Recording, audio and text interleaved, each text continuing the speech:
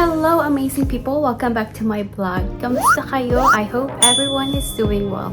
For today's journey, I'm going to share how we did our Form 1344, which is also part of the requirements for spousal sponsorship application. So I'm gonna walk you through step by step on how we did it. In this form, you will notice a validate button which you have to click after answering all the questions. So a barcode will appear at the end of the form. And then in this kind of form, you also have to print it and then put your signatures in it, a sponsor and a principal applicant, and then scan it together with the barcode and then upload it to your profile. So let's get moving. So guys, this is one of the websites that you can use to get your checklist for sponsoring your spouse. So get your checklist forms and instructions. So who are you sponsoring? It's your spouse. What country does the person being sponsored reside in? So sa Philippines. And then for documents na need i-submit. So saan ba siya manggagaling? So sa Philippines then guys. And then just get checklists and forms. So it's under forms for the sponsor to fill out. Now let's answer Form 1344 application to sponsor sponsorship agreement and undertaking. As you can see guys, meron siyang validate button. Because after you answer all of this, kailangan nyo siya i-validate. And dito nyo rin makikita kung naka-validate na ba yung form. Nakalagay dyan is no or yes.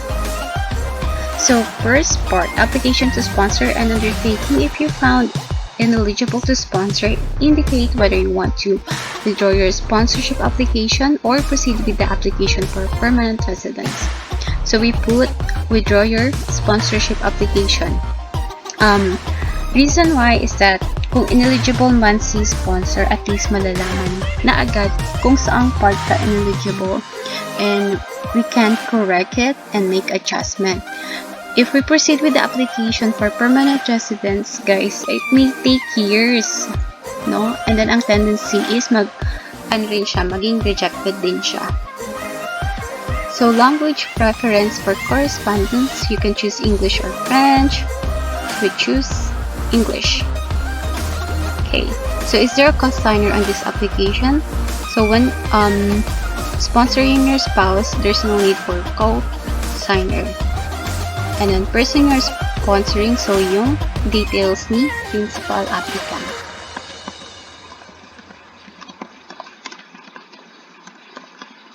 And then yung date of birth niya. So the principal applicant is your spouse living outside Canada since nasa Philippines siya. And as you can see guys, automatic na mag-gray out na yung hindi nyo kailangang sagutan. So next, let's proceed to sponsor personal details. So family name, given name. So have you ever used any other name like nicknames, maiden name, alias, etc.? Yes, I did. Reason why is that supporting documents namin, like yung letters from our families, nakalagay doon na name namin is our nickname. So let's just put it that way. So kung ano yung mga nickname nyo guys. And then of course, date of birth.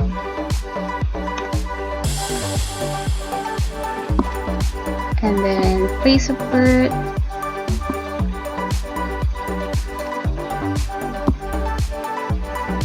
then of course Philippines.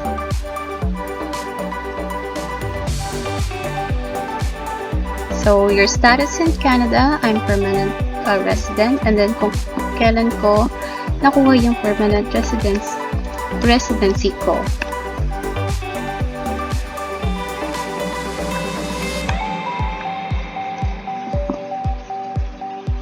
And then yung UCI, this is not my UCI guys, so this is just for example. So, full name at the time you became a permanent resident. Nung kinasal kami guys, hindi naman ako nagbago ng last name kahit nung nagpa-renew ako ng passport. So, it's the same. Answer is yes. So, your current marital status is married. And then, kung kailan kami kinasal.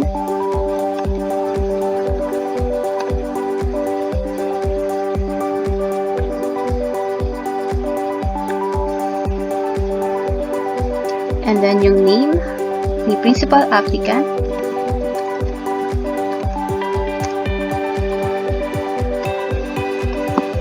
So, have you previously been married or in a common law relationship? Again guys, wala kaming history ng common law and this is our first marriage.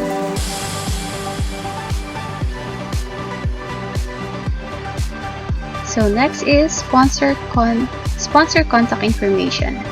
So if you guys live in a townhouse, you have to put the unit number, the street number, street name. So yung town nyo, then country of course Canada, then yung province is BC. Just put your postal code.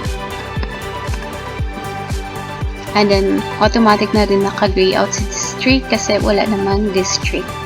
So, residential address is same as mailing address. We put no because again, we don't have PO box. So, all you have to do is, again, put the same details above below.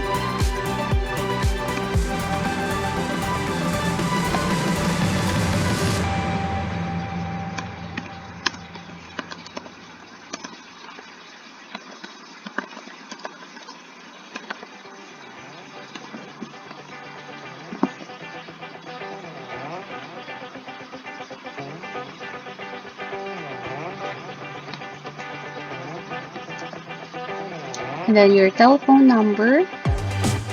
So I'm gonna use my cellular number.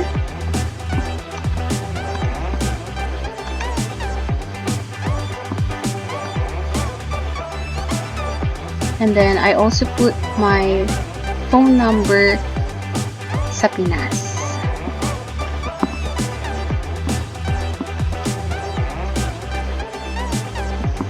Don't worry guys, it's not my number talaga. And of course your email address.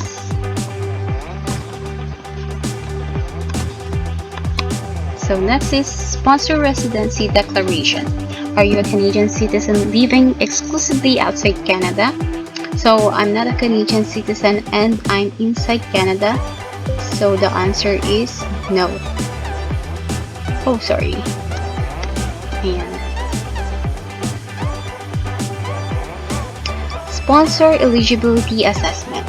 So if you answer no to any questions from 1 to 4, you are not eligible to be a sponsor and you should not submit your application. So the first question is, are you 18 years of age or older? Answer is yes. Are you Canadian citizen or permanent resident? I'm a permanent resident. Answer is yes. Are you sponsoring a member of the family class? I'm sponsoring my spouse. So yes. Do you reside in Canada and in no other country? So if you answer no but are Canadian citizen living exclusively outside Canada, you may still be eligible to sponsor. So I'm currently inside Canada. And then if you answer yes to question 5 and you are sponsoring a spouse, you are not eligible to be a sponsor and you should not submit your application. In the 5 years preceding this application that you become a permanent resident after being sponsored as a spouse, kung nakuha nyo ba yung permanent resident nyo through spouse, then yun yung pagkakaintindi ko sa kanya, and the answer is no. Have you submitted a previous application in respect of which a final decision has not been made? So I don't have a previous application, guys. And then, are you receive of social assistance for reason other than disability? No. social assistance in terms of si sponsor is walang trabaho and then naging fully dependent siya sa government. Are you an undischarged bankrupt under the Bankruptcy Insolvent Act? No. Have you previously sponsored who receive social assistance? No. And then, did you co-sign an undertaking where the sponsored person received social assistance? No. Have you been ordered to leave Canada? No. Are you late in making a required payment on an immigration loan? No. Are you currently detained in jail? No. Have you been convicted of a sexual offense? No. Are you in default of a court order to make support payments to your spouse? No, guys. And then if you answer to question 16 to 18 is yes, your guide for circumstances under which processing may be suspended. Are you the subject of an application to revoke your Canadian citizenship? No. Are you subject of report on inadmissibility? No. I think one of the example for inadmissible is yung if the person has malalang sakit or yung nakakahawang sakit. Have you been charged with an offense under an act of Parliament punishable by maximum term? No. So ayan guys, as you can see, automatic naka-gray out na siya. But if you answer yes to questions 13, 16, 17, or 18, so please provide details including date and place. So this is just the undertaking by sponsor and consigner if applicable. So just be informed guys. And we can click validate our forms. So once na complete nyo na siyang sagutan, walang missing na sagot, so itong lalabas, validation completed successfully.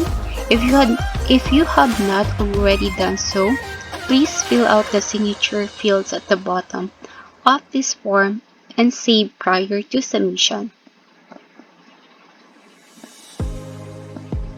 Okay guys, another declaration, just read it, and then sponsor signature kung kailan yung date kung kailan nag-sign si sponsor, and then co-signer, just put not applicable guys. Then of course yung signature ni principal applicant, and then yung date din. So important note, this application must be signed and dated before it is submitted. Do not forget to include fees, if applicable, and any other documents required for processing. Review application guide and kit for more information and verify you have completed all the required documents as per the document checklist. Again guys, if you have questions about document checklist, I made a video for that as well. So, check nyo na lang. And this is the barcode, guys, na kailangan nyo rin include once you submit your application. So, this form is, ito yung isa sa mga form na kailangan nyo i-print once na nasagutan nyo na siya. And then, of course, you have to sign this part, and then scan it, and then upload it, including yung barcode, guys. Please don't forget that. And as you can see then, this one is updated. Updated na siya yung form na to. So, make sure yung form na sinasagutan nyo is updated. Yun lang. If you guys have any question, concern, clarification, please do comment down below. Once again, guys, thank you for listening to this vlog. I really appreciate it. And as you can see on the top part, there's a validated and it says yes already, so it's good to go. Yay! Thank you. With you, So that's all for now guys. Again, thanks for watching and hope to just see you take my on my next hand vlog and too. fly up For through now. the dreams where the skies are so clear. I wanna stay